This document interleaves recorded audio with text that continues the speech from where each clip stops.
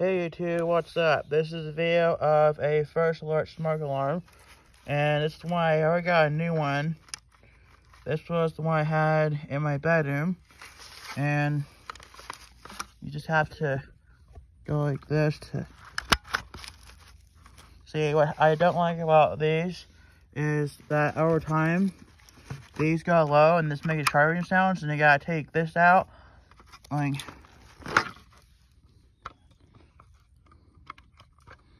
like that, and then you have to slide this thing in like that, and then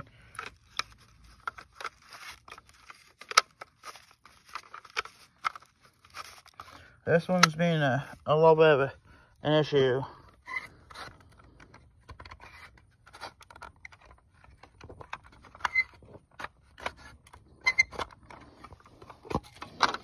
Let's see if you attach these. See, it still kind of works, but in my opinion, you still don't have to press this guy, not hold it. That means that there's something wrong with it first. So